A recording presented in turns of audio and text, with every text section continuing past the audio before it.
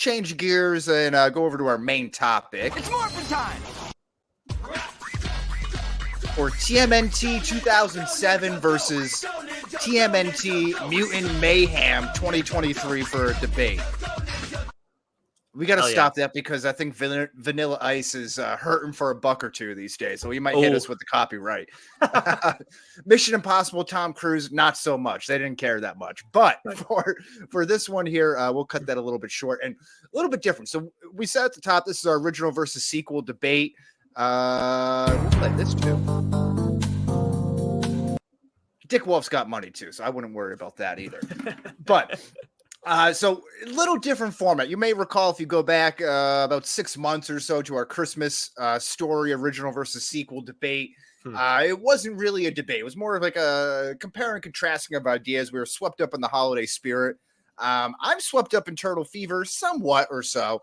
But I think there's no denying that what we both enjoyed, Teenage Mutant Ninja Turtles, Mutant Mayhem, more than the oft-forgot TMNT 2007 reboot, which was the first movie since Secret of the Ooze or TMNT 3, the live-action one. So that TMNT 2007 was the first movie since the original trilogy came out, and that's pretty interesting stuff. So, you're right. I didn't realize that because there's the Michael Bay one. I'm just making it up. I didn't know I thought you forgot the Michael Bay one. I was like, I don't know when that came out. I'm sorry for doubting you. Yeah, no, don't you ever doubt me.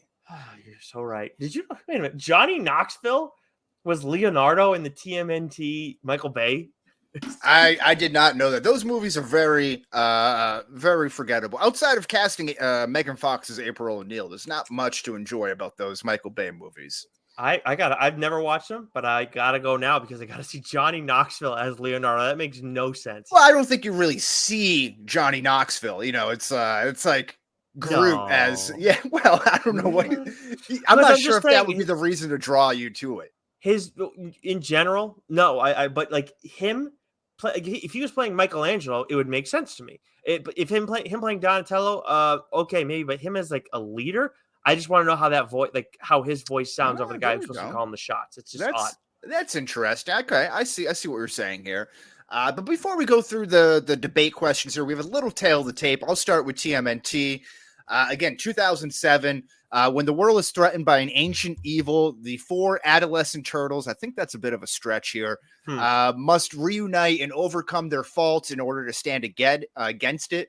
The cast and crew, this was written and directed by Kevin Monroe, starring Patrick Stewart as Yodel Winters, Mako as Splinter, nice one-name there, not to be confused with the Shark. We have Chris Evans as Casey Jones, Sarah Michelle Gellar as April O'Neil, Ziyi Zhang as Karai, Lawrence Fishburne with a narrator credit. Yeah. Always like that.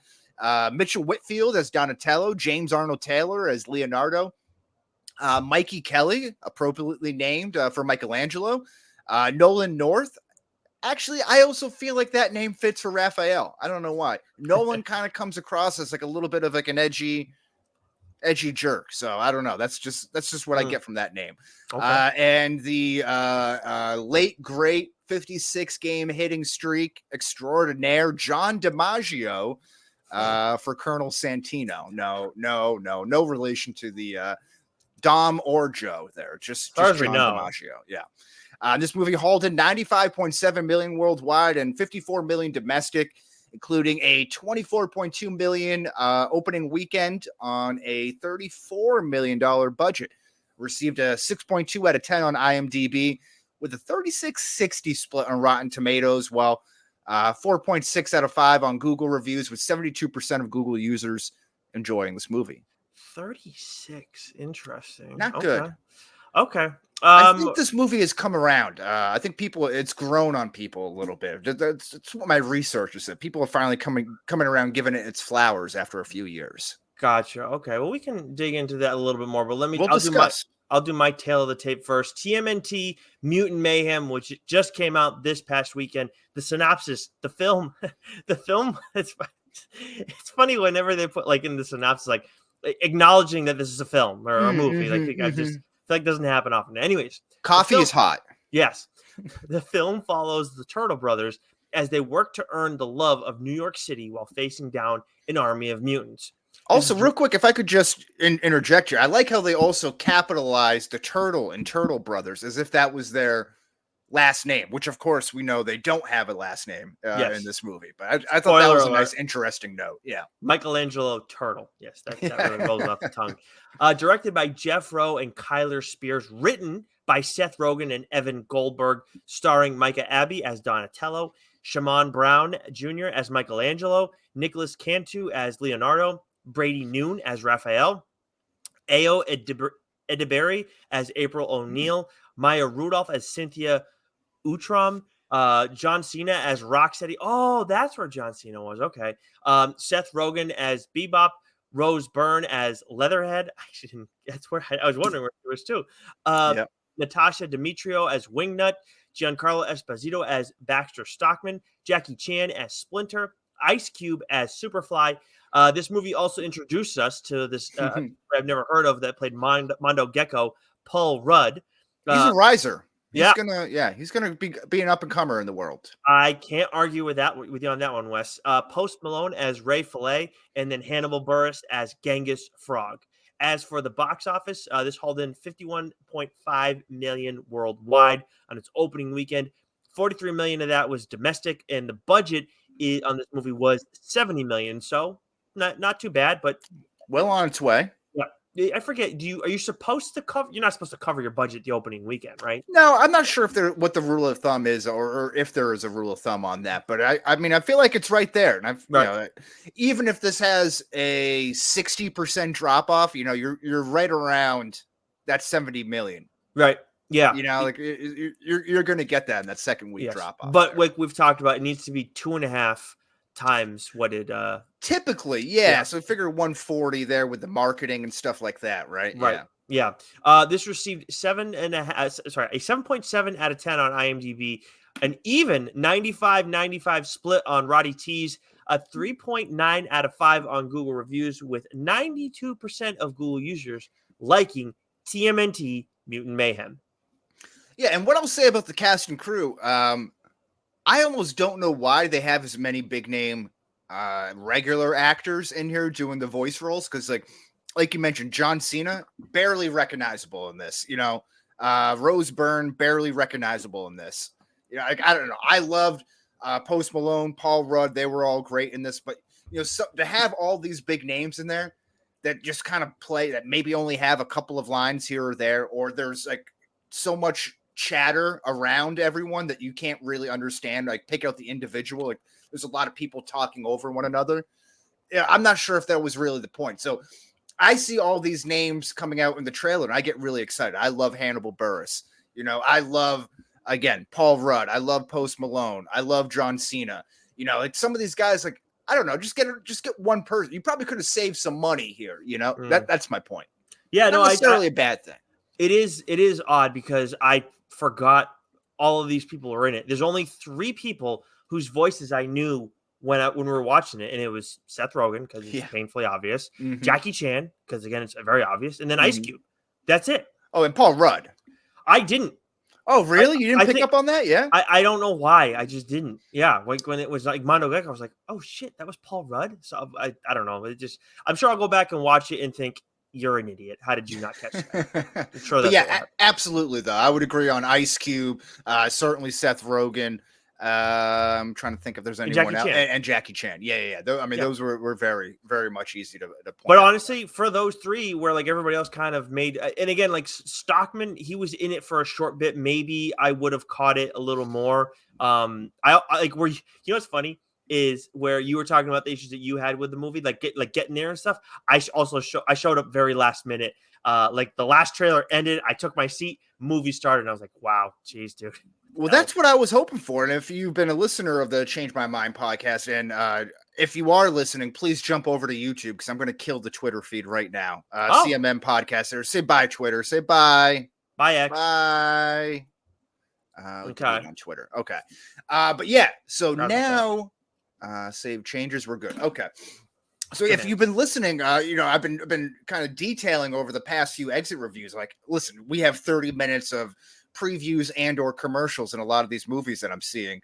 I hate sitting through it at that point. I finish all my candy, finish all my drink, then I'm just sitting with a full bladder for 2.5 hours. So I've been trying to cut it off, and I've been 30 minutes late to movies, and just still seeing the final trailer, the final commercial with all the cheesy movie lines and everything like that when everyone's sitting down in the theater.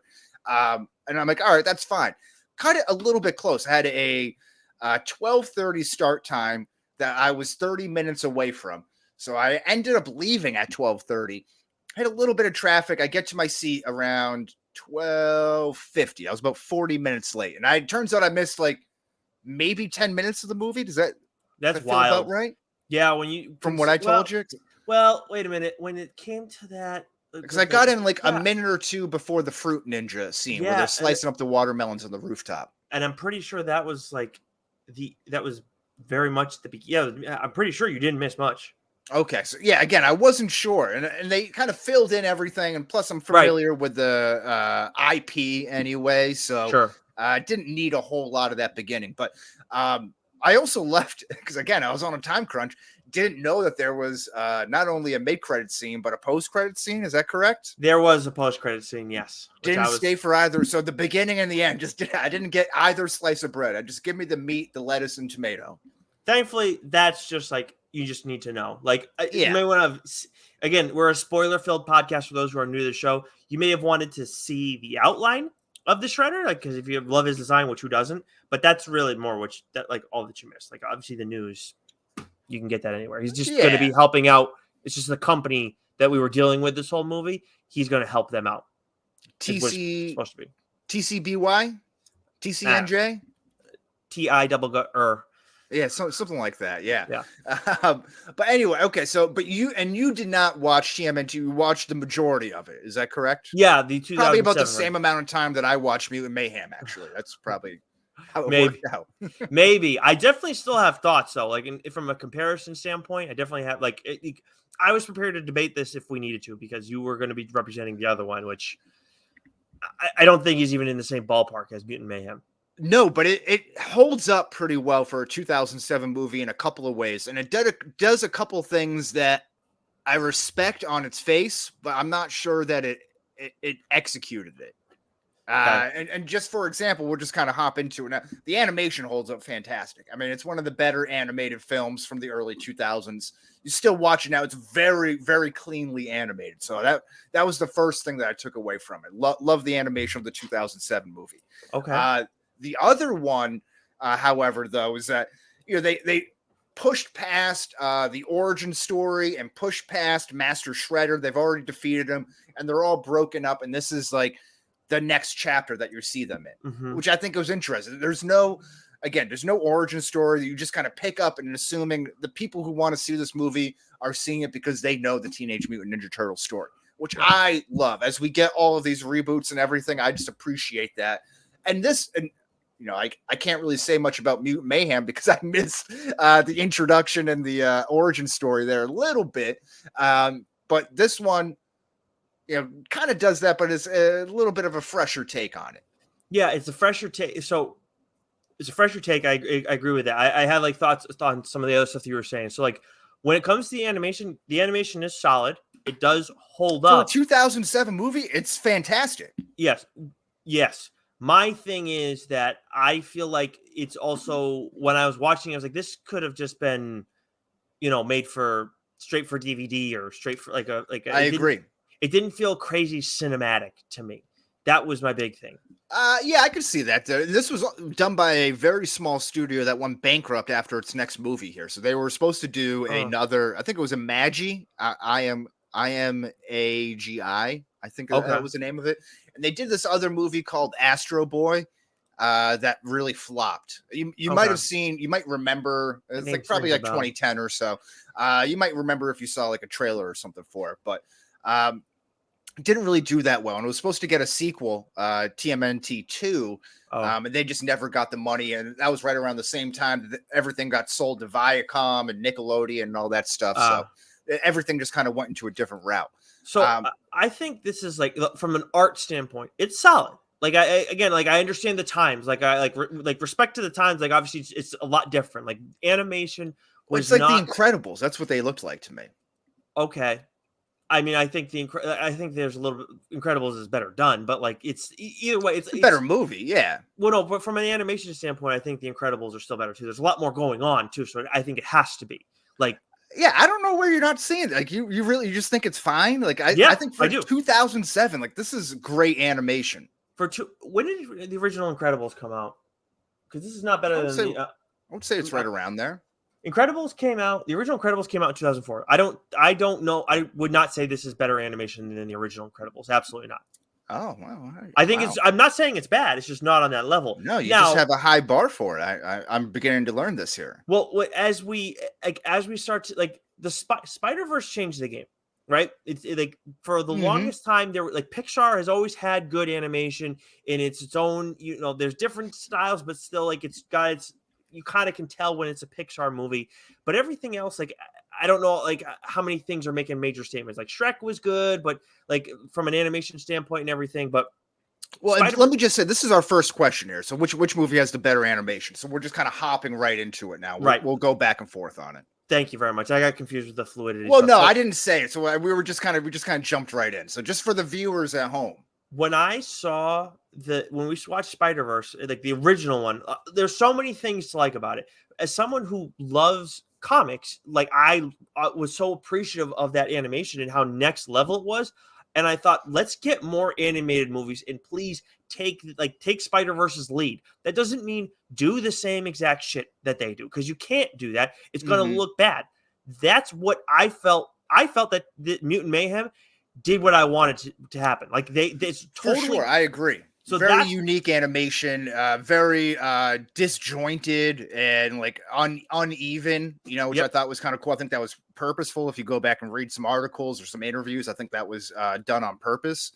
But they're all very ugly. Like everyone outside of the turtles are very ugly and like almost grotesque. Sure. I mean, you're dealing with a ton of mutants. It's supposed to be dark and dingy. And when you go back to like even the humans, yeah. Yeah, but even when you go back to like the Teenage Mutant Ninja Turtles like origins, like in the original comics when things were super gritty, it's like this not all comic book art is like nice, clean, and flashy. And we see that in the second Spider-Verse movie where like you get like Spider-Punk and all these different stuff. So I want that. My thing is, does it fit the tone of the story? Does it fit the characters? And to me, it absolutely did. And I care about the turtles more than any of the other people in there. So they like as long as they fit in the world, then we're good. Yeah, and I think my first again, it came in a little bit late here. So my first real like notice of like, wow, like everyone in here is really ugly. I mean, aside from April O'Neil, who they bashed that right over the head over here. They're like, she's the most beautiful thing I've ever seen. I'm like, I don't know. It's kind of shaped like a potato, and like Leonardo spends like 3, 4, 5 lines like telling everyone like she's beautiful. She is beautiful. He was a big fan.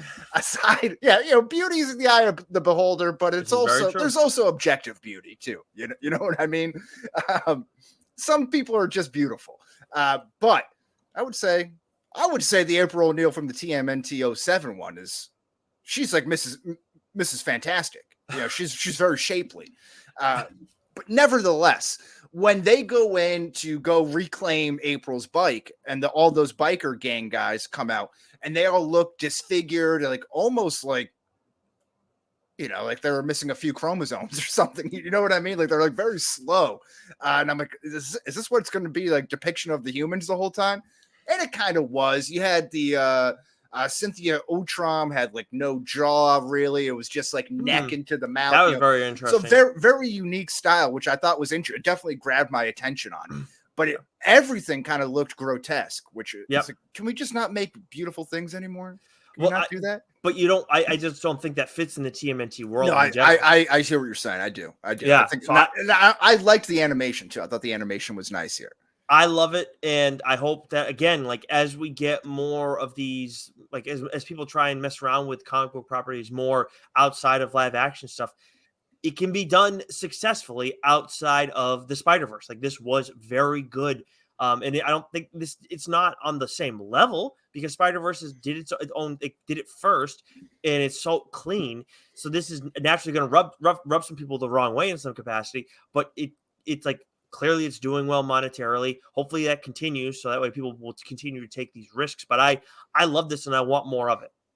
Oh yeah, yeah, and from I an agree. animation And standpoint. as much as people love the Turtles, it just doesn't really hold a candle to Spider-Man as a property and its reach, right? This is So I very think true. it's just like, Very true. that's going to be so popular and garner a lot of attention. This is going to be, I think, do well, but on its own scale. I think to compare it almost anything to Spider-Verse is almost doing it a disservice. I get the Yes. comparisons, obviously, with the Yeah. Yeah. animation, Yeah. but it's like, Yeah.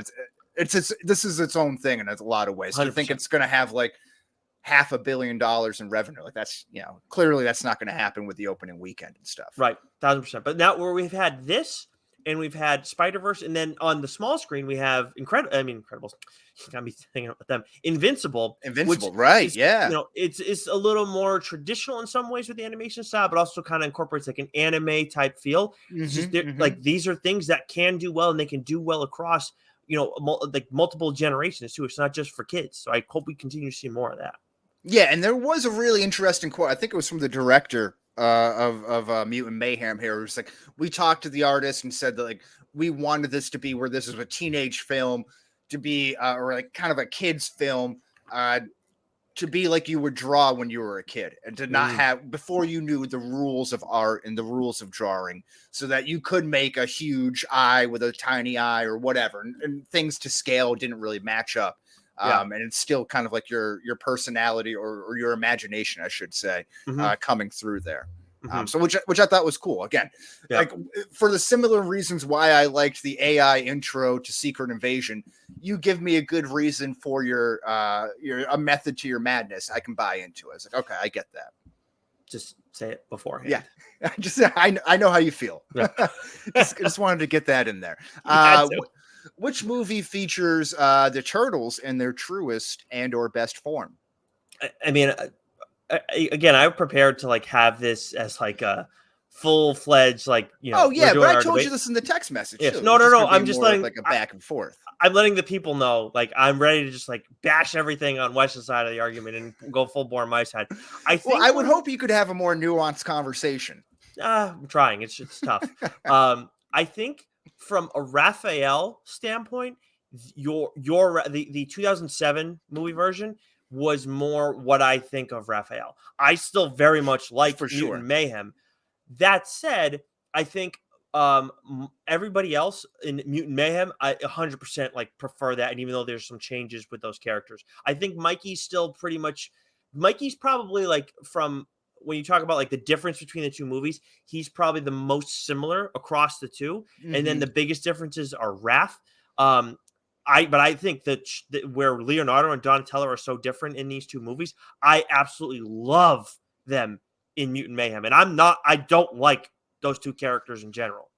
Yeah, well, again, Leo, like maybe I missed this in like kind of like a beginning montage scene before I got to my seat, but you don't really see Leo struggle with his leadership at all. If anything, it's just like in Mutant Mayhem. They just kind of point to like him being like, oh, you're trying to be a leader. And then, oh, you finally do become a leader, but you're still kind of nerdy and dorky. And what I really liked about the TMNT 2007 one was that meant that Leo versus Raphael kind of strife that you have that ultimately pays off with a great fight scene on the rooftop there, where Raphael almost kills Leo. Thought that was very good stuff. But what I liked about Mutant Mayhem, this is going to get beaten over the head by any review that you listen to here, but this was actually Teenage Turtles, where the TMNT 07 movie, they have jobs, and like while that fits the story with them not doing the origin and kind of continuing on with the story that we've all heard before, that was just still kind of jarring to me, almost as jarring as seeing the Turtles go to school without their masks and human clothes at the end, which I did not like at all. Yeah. That said, I will take that over the original. At least it makes more sense to me than the original design. Originally, TMNT were black and white, but then when they started having color incorporated, they had all red bandanas. It's like you just tell them apart by their weapons. I'm not a huge fan of that, but with the Leo stuff. So yeah, well, my issue is like 07 where you have Leo and Raph kind of button heads. That's always how it's been. And I'm not saying that you can't do that once in a while. It totally makes sense. But here it's like, it's all about Leo having to figure out himself, get his shit together. And this is the first time where I'm like, okay, I actually feel his struggle in needing to be the leader and trying, how the hell am I going to do it? Whereas in the past, I'm always just like, he's just a wet blanket. He's not fun. He's kind of like, from like, him and Cyclops are two characters. I was just like, gonna say, I feel like I should like them more. Like Cyclops looks really, really cool, with his like, the 90s design especially. Sure. But like, other than that, they don't do a whole hell of a lot for me. In Mutant Mayhem, he did, and then Donatello, same thing. Like, I loved Donatello in Mutant Mayhem. Like, I actually like understand. Like, this feels like the first time. I know they're turtles and they're not supposed to be humans, but like, this is the most relatable Donatello I've ever seen in my life. I'm not saying I'm like this kid or growing up, but he just feels so real to me. Where in the past, it's just always like, he's just a genius. That's it. Okay. See, again, maybe help me out here, because from what I missed in the beginning, but I didn't really see that much individual development for them. They were always kind of working well as a team. You see that again in that fight to reclaim April O'Neil's bike. They're all over the place and not really working in cohesion, but they figured that out pretty quickly by the end of that fight. And it kind of carries forward throughout there. So what I liked more about the 07 TMNT is that internal strife of the team dynamic and everyone kind of finding their place and figuring it out there. So I don't know. I'm surprised you feel that way.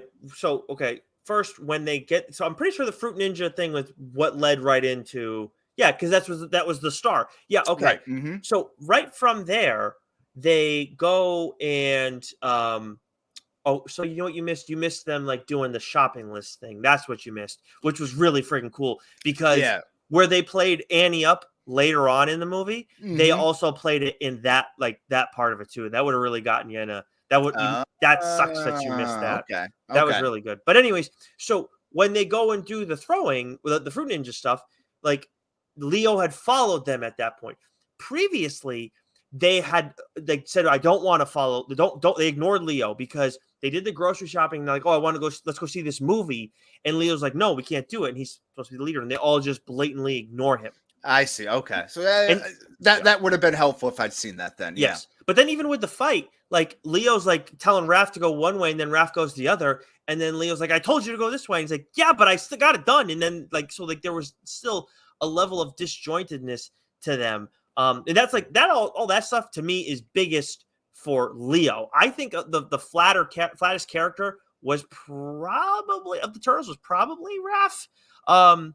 But still, he was the most nerfed. Like you said, he didn't really have that edge to him that is usually present with him, right? Yeah, they turned into Rage instead, which I thought was funny and interesting. But it was like, again, like that's like, if we're ranking it based on like traditional stuff, like he's probably number 4. But like I never liked Donnie, and he was awesome.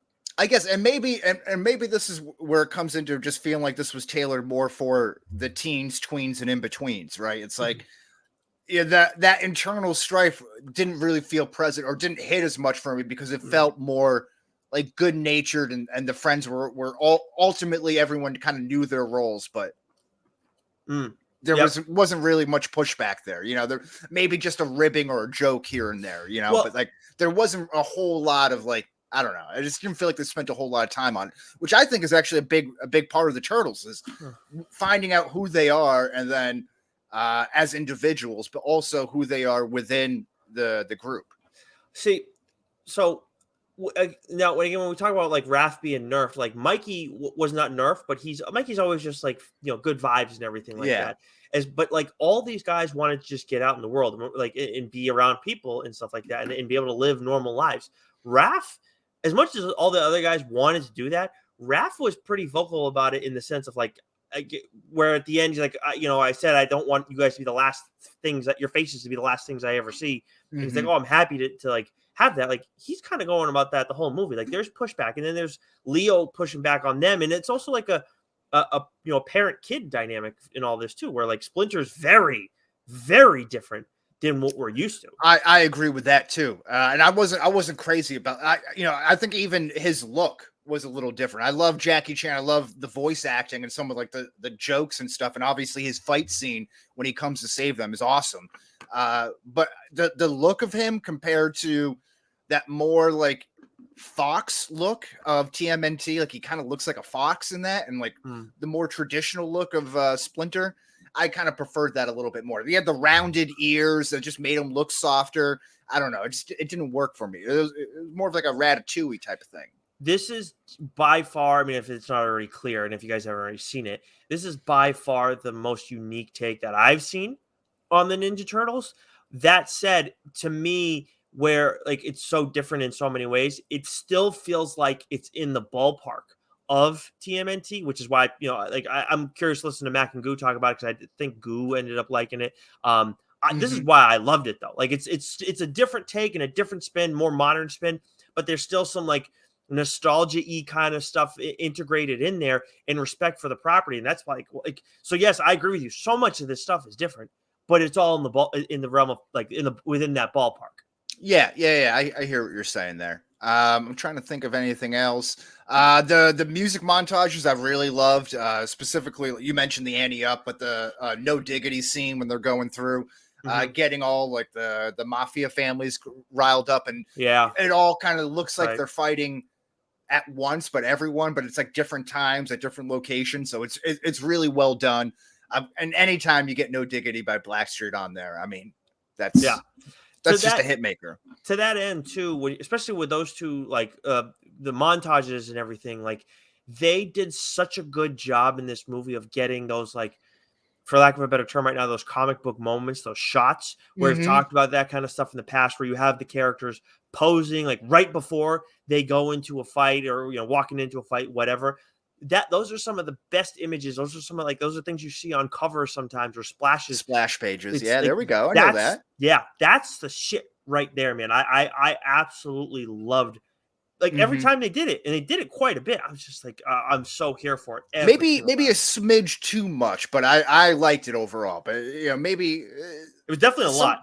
Sometimes I think, again, why I think the movie was geared towards a younger audience, it's there to like pick the audience back up. Like, oh, you recognize this song, you're back into the movie now. That's kind of what I think, and it's kind of like appeals to the attention deficit crowd a little bit better.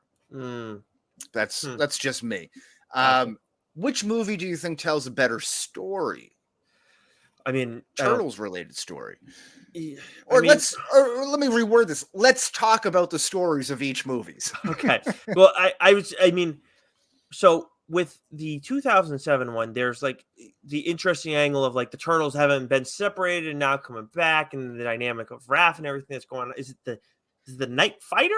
What is he called again? It's not Night Rider. Oh, Night Watch. Night Watcher. Night Watcher. There you go. Yeah. So like that whole bit is interesting, but this general, like, end of the world kind of thing, like we've seen it before. And like, it's not the worst premise of like, it's this immortal general who, like trapped his friends and blah, blah, blah. It's not the worst premise in the world. It's just like, it feels kind of played out. I think that's interesting, because I feel kind of a similar way with the story of Teenage Mutant Ninja Turtles. This is just X-Men in a lot of ways, and what's that? You mean Mutant Mayhem? Yeah. It's just the X-Men story with Magneto and Professor X. So I think that feels kind of derivative. What I would give TMNT the credit for is, again, having a little bit of an off the beaten path story where you're not using Master Shredder, where you're not using some of the Foot Clan necessarily. They're kind of in there as like a secondary type role, just to kind of get like almost like a cameo. They don't have a huge role in it, which I give Mutant Mayhem credit as well. Not going to the default, big villain right off the bat there. What I would say TMNT, the 07 version, falls is that execution. I love the idea of going back 3,000 years. You have the stars aligning, a portal coming through. It's kind of like science fiction-y. I think that's very interesting. You have a guy who lives the whole time, has everlasting life, and lives through generations. He's a leader and all this stuff. I think that stuff's pretty interesting. I think it's interesting that you have the Turtles already breaking up and already defeating Shredder and what they're doing in a post-Shredder environment. So I think that's kind of interesting. Again, not the best execution, but I do like that idea behind it. That part is great. But great idea. I was a little disappointed with the X-Men type feel that Mutant Mayhem gave. So part of where it's like different too than X-Men, because that's a fair point, like being accepted by the people and then not being accepted by the people, and seeing, how that all kind of transpires. Where it's different too, though, is where you have the Magneto type in Superfly, you don't have the Professor Xavier type. Like, no one is taking over that role, where in the past you have Splinter. It's kind of Turtles. It's the Turtles, but that's different. You don't have this leader or figurehead. You just have these kids who are pushing back against their dad and trying to figure out like trying to get what they want and also do do good things. Well, and the argument would be Splinter as well, right? When he hears Superfly literally reiterating the same thing that he told his sons, he's like, I can't be this guy. It's the two sides of the same coin, which is what Professor X and Magneto are. Right, but they're up until that moment, they're the same side of the same coin. And that's where like Magneto and Xavier never, maybe times where Magneto kind of comes over to Charles' side. And obviously there are times where they're again, like you said, they're on the same coin. So they are aligned. But in this case, like those two guys, like Splinter and Superfly, were basically on the same team. It's just more like one's like, screw the people. Well, one's a pacifist. Yeah, exactly. One's just like, I'm just going to do my thing and stay out of the way. But that's a big departure from what Splinter has normally been, where like he's always trying to, like, they're still helping people and everything and defending the world, or at least New York. Yeah, absolutely. But I would also say that a couple derivative things that I just felt out through there, all the New Yorkers helping out at the end, that felt very Spider-Man-ish. Yeah. Sam Raimi, very, very corny and cheesy. Even the whole bit about April O'Neil throwing up and getting stage fright. I mean, that's Pitch Perfect. That's like the opening of Pitch Perfect right there. Just being on stage and then suddenly throwing up. That's the whole premise of the movie. Why the movie starts, right? That's pretty much what happens there. And I'm like, all right, like we've seen this before here. I don't know. So some of the major points, again, I felt like a little derivative. See, that's where we're like where we're not going to change each other's minds, because I like all that stuff, because I haven't seen this with the Turtles. I haven't seen this with April O'Neil, and all these characters have to like go back in some capacity. And it's the other thing is too, by having Splinter on the same side, just to go back to that, on the same side as Superfly, essentially for the majority of the movie, the focus is so much on the kids and what they want to do and how they're trying to break out of their shell. I'm sorry, but there's no other way to put it. Go. Hey. So that helps put the focus on that, where it doesn't feel as, for me, as X-Men-y, where it's like, this is the overarching thing of people versus mutants and acceptance. It's about like, these are kids just trying to, be able to live normal lives. That's how I felt when I was watching it. Again, that seems like a very minor difference. You have the good guys who want to, at the end of the day, protect humans and be well received and liked by humans, and then you have the other ones who just wants to kill them. I don't know. That seems pretty on the point. When if you want to get granular with it, I feel like be my guest. But okay, it's the same story. I disagree, and that's where we are. Which movie features the better supporting cast? And this one is kind of tougher because you could go with acting wise. Who else appeared in here? I think Casey Jones does a lot of heavy lifting for the TMNT group.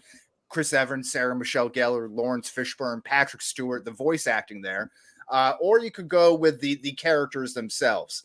The Mondo Gecko, the Casey Joneses, the Ray Fillets, all that kind of stuff. So I think, which direction would you rather attack this first? I mean, I don't even see how this is close.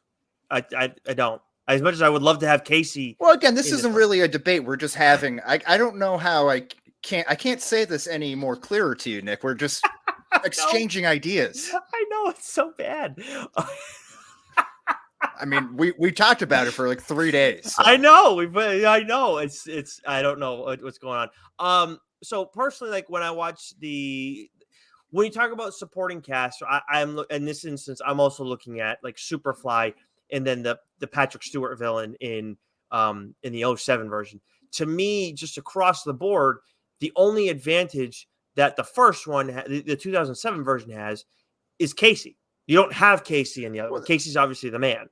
Well, that's a big ad though. He's a big side character. I would say a well-represented April O'Neil who has Indiana Jones type style. And she's not really a journalist. She's just like a treasure hunter. Definitely a departure from her character, but Yep. would say looks like the role a little bit more. Yeah, but I don't give a shit about that. It's inconsequential for the character. I think the biggest thing for that character specifically, and there's others like that too. Well, but she probably wouldn't be a loser. If she's good looking. Yeah, that's all I would say. Right.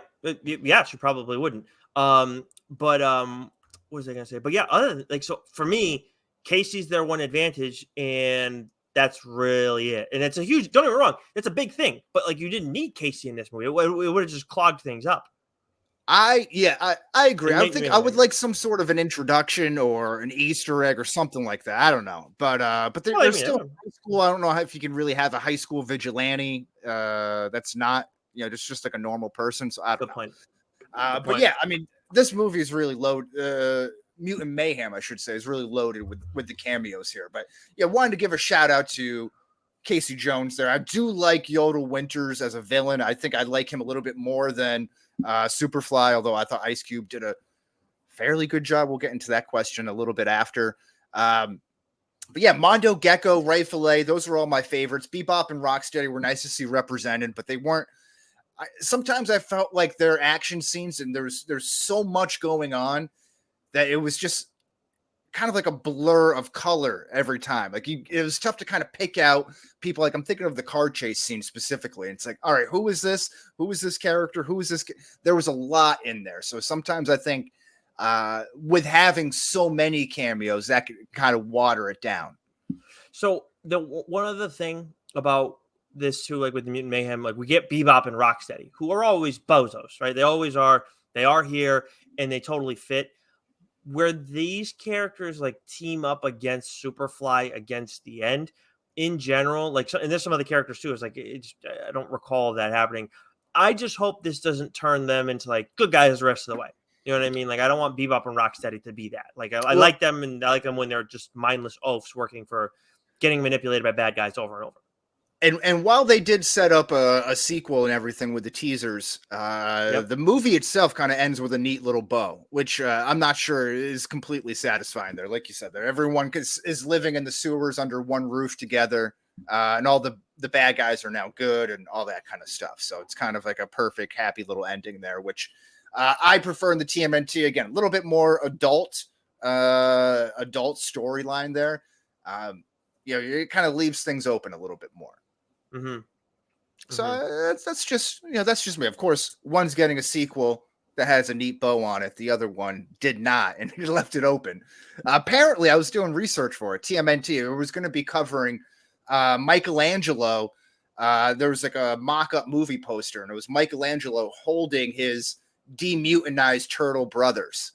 So it was just going to be him, which I thought could have been really, really interesting. I hope someday we get Last Ronin. That would be sure. Yeah. One turtle focused. Yeah. Absolutely. But again, you got to get through these kind of movies to be able to get to that Last Ronin part. I don't know. Like it felt like the mood and the style of the 07 TMNT could have built to that if it had enough. Yeah. If it was done right the first time, like I think you could have gotten that in a sequel or a third or whatever. But this one, I feel like it's going to take a little bit. I'm not sure if you can do that in this movie. You can just do Last Ronin out of nowhere. You just can't do it like a Logan type of movie. Yeah, you just can't stand on its own. You can't do it right now where like you have Mutant Mayhem stuff. Like if Mutant Mayhem continues into a sequel, which I'd be stunned if it doesn't. If it continues into a sequel, then you'll have to wait to do Last Ronin on the big screen at least, which is not the worst thing in the world. I mean, if you're kicking ass here, then I'm going to enjoy that ride. Favorite sidekick from Mayhem? Villain sidekick.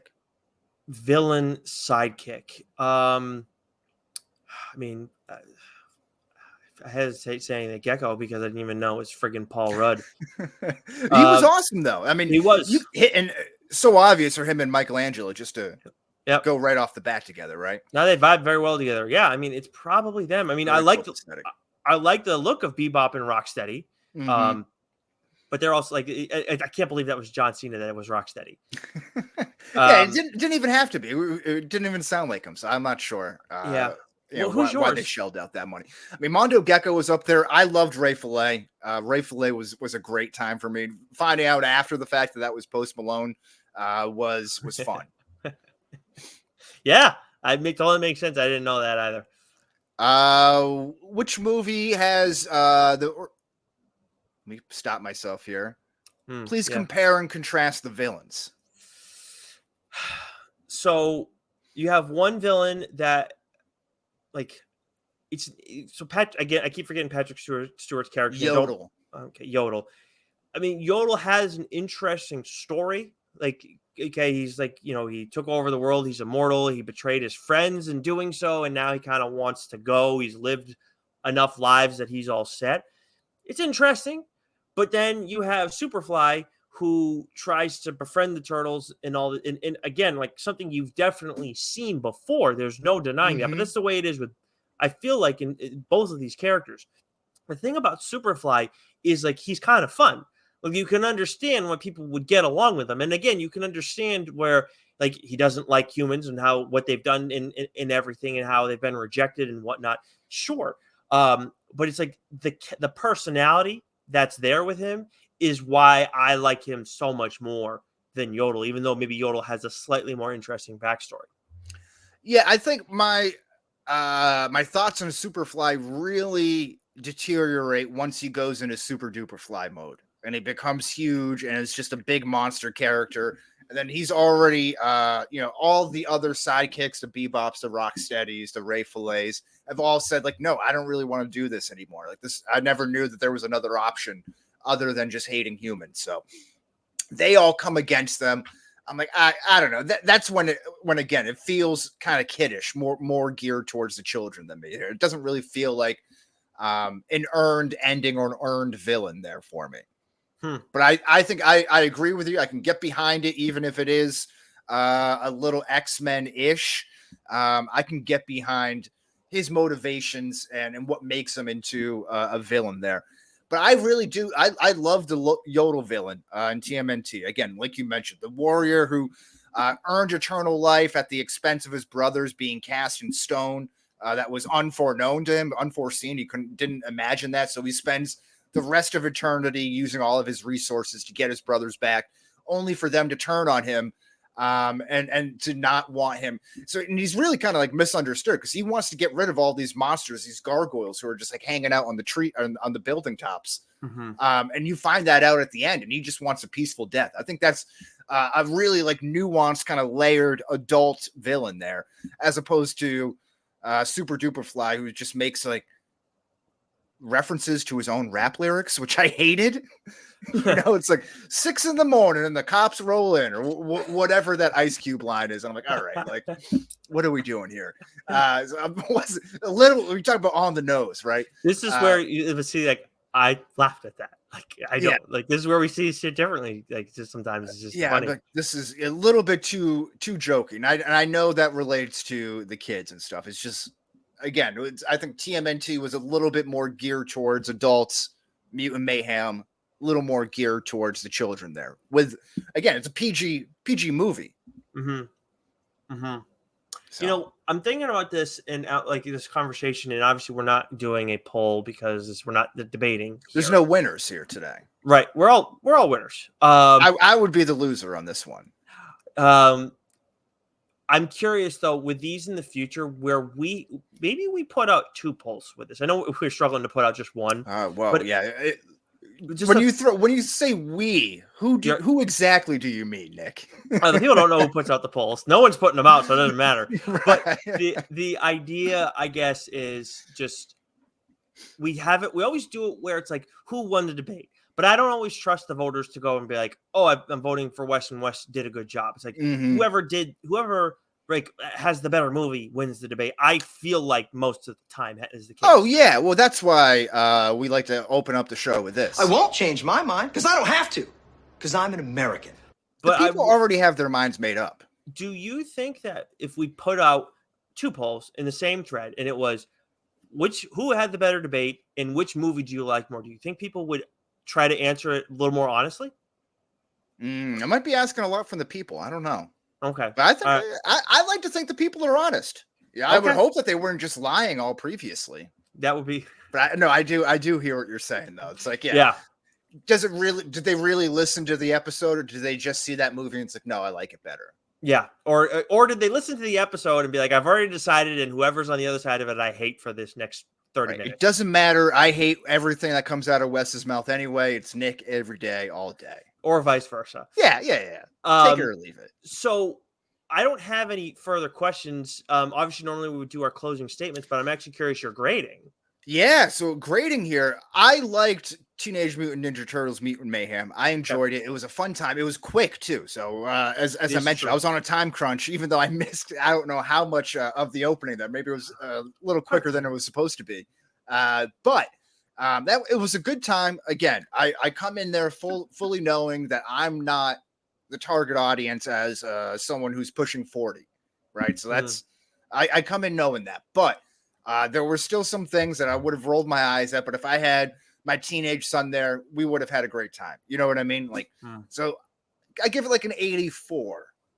Okay. I didn't 84 out of 100. That makes sense to me. I did not think you were going to give it that high of a grade based on some of the stuff you're saying. Interesting. It was just very obvious. I had just gone out, finished up seeing TMNT, and then coming out, I left the theater. It was really good. There was some heart to it. There was some good laughs to it.